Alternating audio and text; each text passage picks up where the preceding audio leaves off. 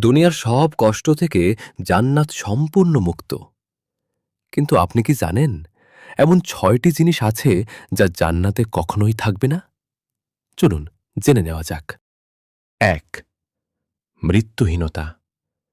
মৃত্যু নেই, অনন্ত জীবন। ২. চিরযৌবন। বার্ধক্য নেই, সর্বদা তরুণ। ৩. ভয়হীন পরিবেশ। ভয় নেই, পরম নিরাপত্তা। ৪. ভ্রাতৃত্ব। হিংসা নেই, ভাই ভাই। ৫. পরম সুস্থতা। রোগ নেই, নিখুঁত শরীর।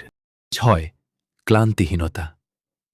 ক্লান্তিহীন বিশ্রাম, শুধুই শান্তি। আল্লাহ তাআলা আমাদের সবাইকে জান্নাতবাসী হিসেবে কবুল করুন। আমিন।